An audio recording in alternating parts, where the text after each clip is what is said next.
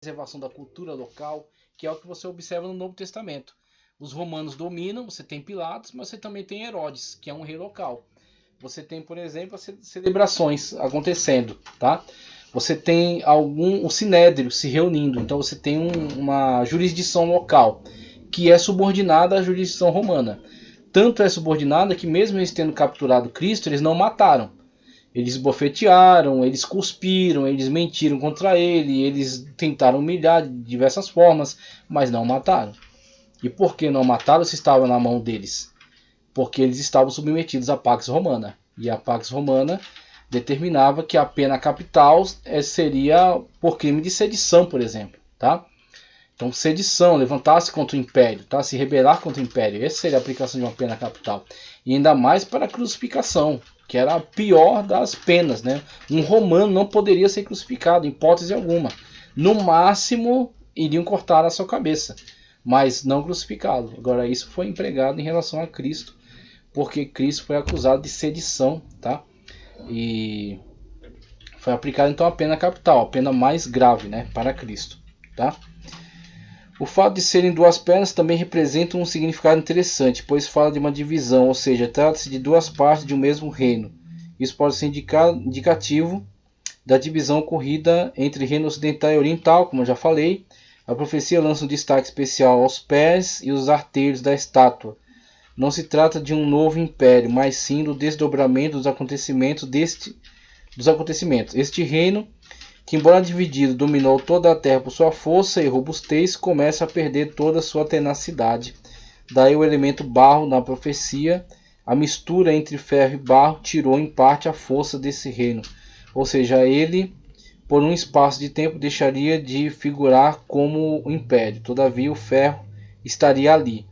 Isto posto, há um resquício de ferro no barro, o que significa que o Império Romano deixou de existir, mas restou algo que dele permanece, a religião romana. Os artelhos são juntas que ligam e fazem a articulação das pernas. Pés e os dedos da estátua eram parte do ferro e parte de barro, de lodo. Trata-se de uma mistura que será feita e significa uma coligação de reis que reinarão para fazer ressurgir o Império Romano.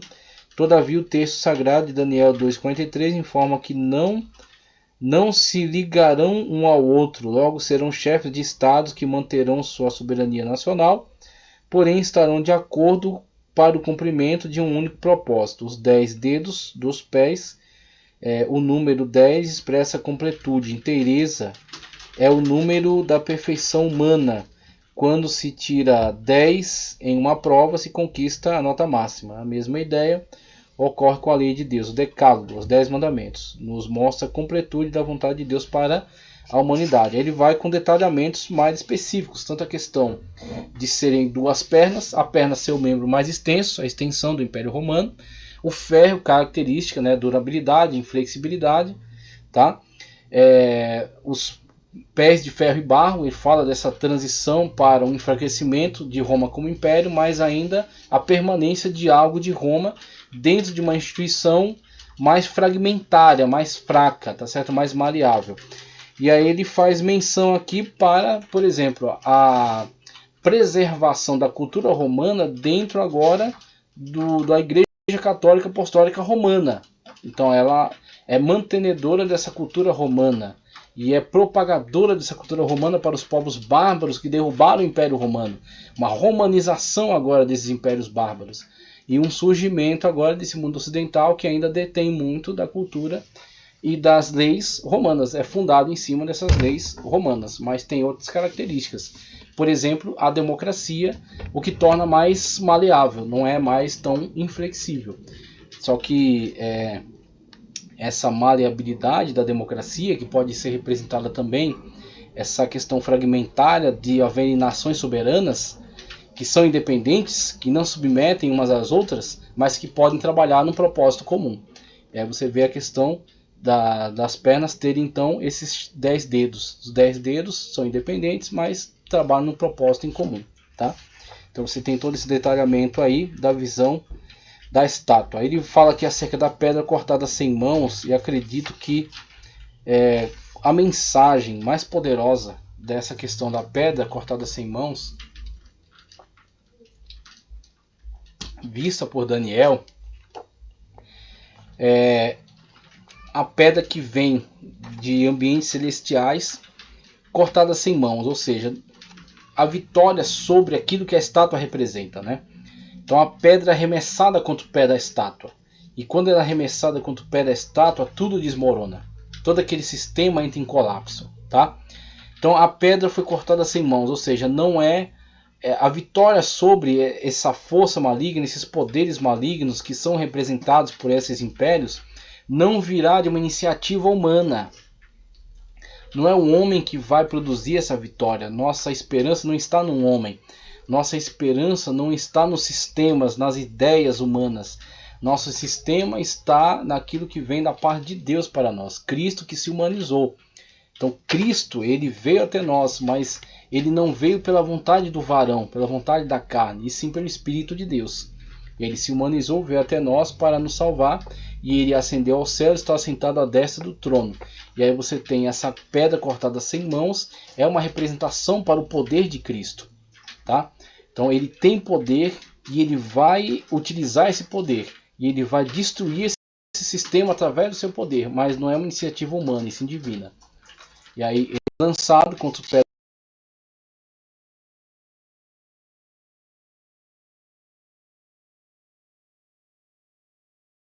da estátua, que é fragmentada, é destruída e se torna pó, tá? Então você tem a promessa da posterior queda de todo este império humano que tem dominado, tá? Que tem perseguido os cristãos, tem perseguido os servos de Deus, as servas de Deus, tá? E tem sido um veículo por meio do qual o inimigo tem agido, tem operado, tem trabalhado. O que essa sinergia que eu falei entre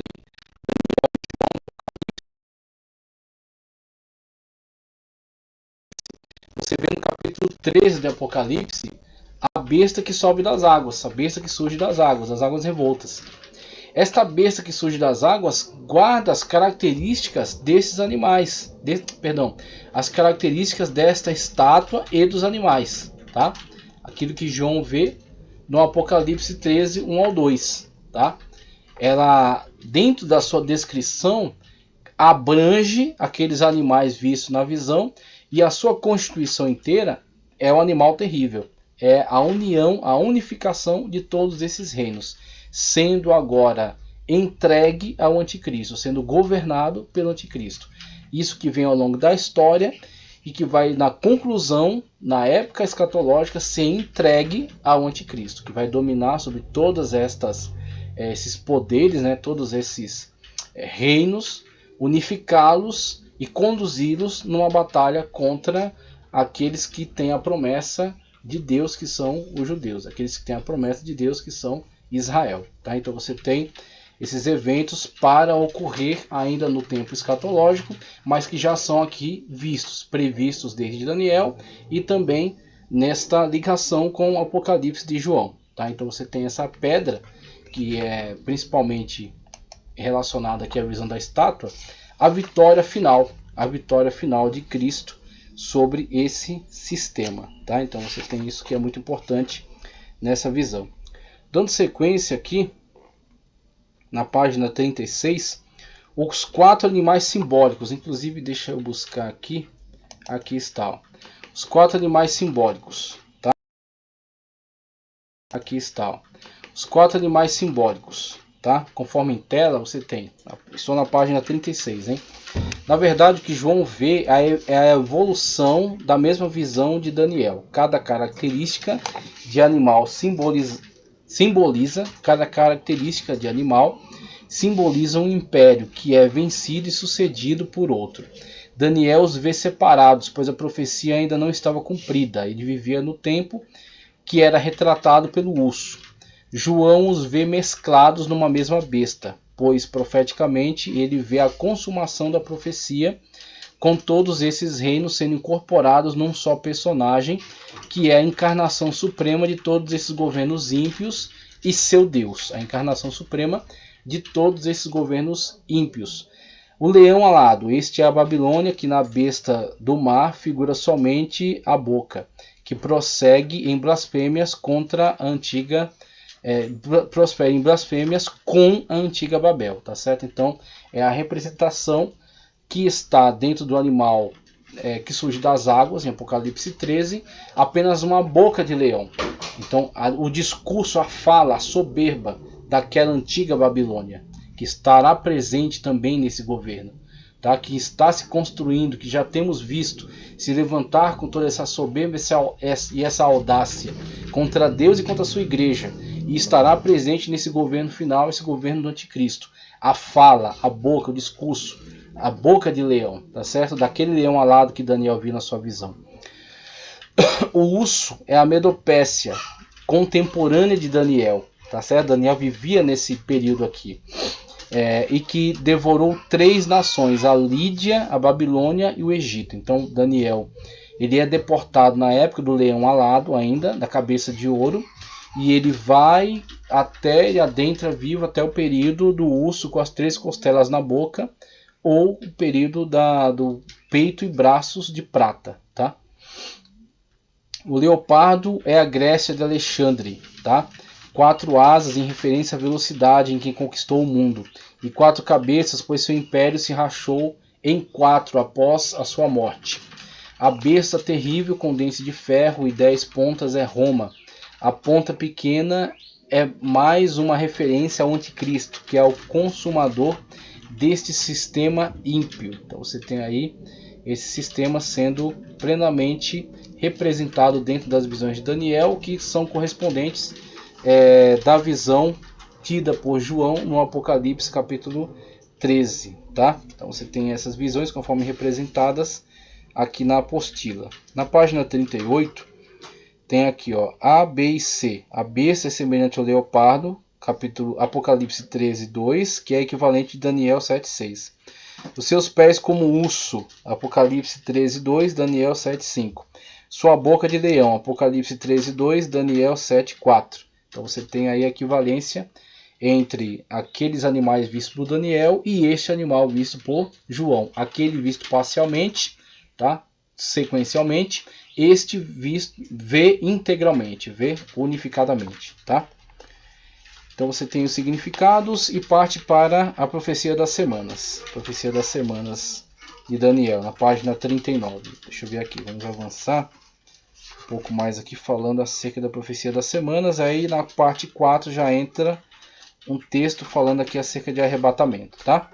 Então vamos falar um pouco acerca das 70 semanas de Daniel. Vamos ver o texto que diz. Vou colocar aqui no quadro acerca das 70 semanas e a gente dá sequência aqui falando acerca das 70 semanas de Daniel. Temos aqui, deixa eu voltar,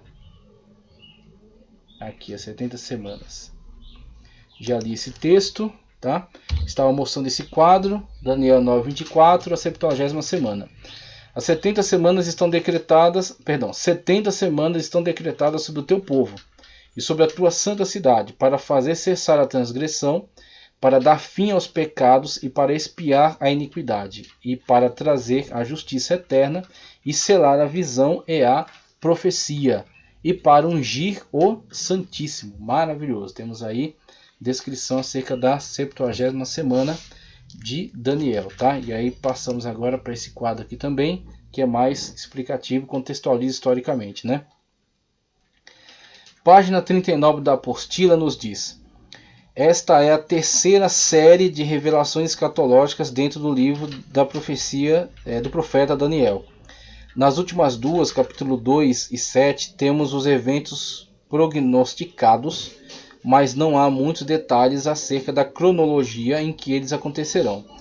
A história da civilização humana se relaciona diretamente com a escatologia bíblica, sendo imprescindível termos minimamente uma visão global em que se sucedem os relatos. Impérios mundiais na Bíblia, Egito, período patriarcal até o Êxodo, tá? É a importância do Egito, principalmente nesse período aí. A Síria, período onde as 10 tribos de Israel, reino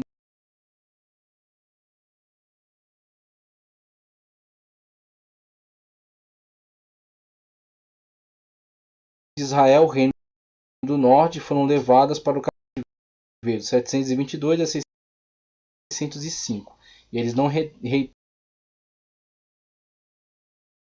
retornam integralmente como tribos. Alguns indivíduos que, na verdade, se integram à tribo de Judá. Posteriormente, você terá apenas o reino de Judá, tá? Babilônia, período onde as duas tribos a tribo de Judá, reino do sul, tá? Onde a tribo de Judá, reino do sul, foram levadas para o cativeiro. Então você tem as três situações, há muitos detalhes acerca da cronologia em que eles acontecerão. A história da civilização humana se relaciona diretamente com a escatologia bíblica, sendo imprescindível termos minimamente uma visão global em que se sucedem os relatos. Impérios mundiais na Bíblia: Egito, período patriarcal até o Êxodo, tá? É a importância do Egito, principalmente nesse período aí. Assíria, período onde as 10 tribos de Israel, reino do norte, foram levadas para o cativeiro, 722 a 605. E eles não retornam integralmente como tribos. Alguns indivíduos que, na verdade, se integram à tribo de Judá. Posteriormente, você terá apenas o reino de Judá, tá?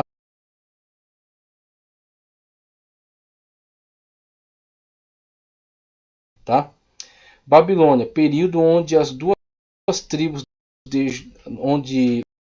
a tribo de Judá, reino do sul, tá? Onde a tribo de Judá, reino do sul, foram levadas para o cativeiro. Então você tem as três situações, período onde as duas tribos a tribo de Judá, reino do sul, tá? Onde a tribo de Judá, reino do sul, foram levadas para o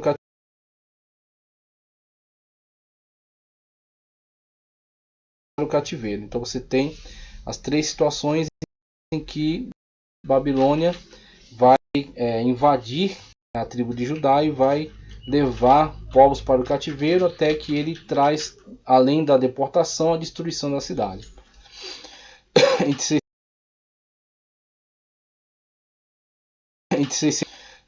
605 e 539.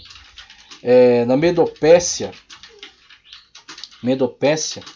você tem período em que Israel retornou para a terra em 536, tá? 536 a.C., 539 e 331. 536, 539 e 331 foram as três caravanas de povos que retornaram da Babilônia, cativos da Babilônia para Israel, tá? Na Grécia, período intertestamentário, é onde ocorre principalmente o governo do período grego, tá? Do período macedônico, aquele que é representado pelo leopardo com 4 asas, o ventre de bronze, tá? Então você tem ventre coxas de bronze, né? Você tem esse período macedônico, ou período grego, 321 a 63 a.C. Roma, período em que Israel ficou subjugado por Roma. Jerusalém é destruída 63 a.C. a 70 depois de Cristo. 63 a.C. a 70 depois de Cristo. Em cumprimento aquela declaração do Senhor Jesus Cristo, que não ficará pedra sobre pedra que não seja derribada. Cumpre-se em 70 depois de Cristo, com a invasão. O general Tito invade e traz, grande destruição à cidade. O milênio de Cristo serão 1000 anos sob o governo de Jesus Cristo, até o juízo final, quando se estabelecerá o reino eterno. Maravilhoso. Então você tem para o período posterior o estabelecimento do reino milenar do Senhor Jesus Cristo, tá? No período escatológico. A profecia do capítulo 9 de Daniel tem sido uma das mais importantes e diz respeito às 70 semanas de Daniel. Condições que envolvem o cumprimento da profecia. Essa profecia de Daniel 9, 24 e 27 está determinando condições para o seu fiel cumprimento. As 70 semanas estão determinadas. 70 semanas estão determinadas para o povo judeu, e estes necessitam estar em Jerusalém, cidade santa. Portanto,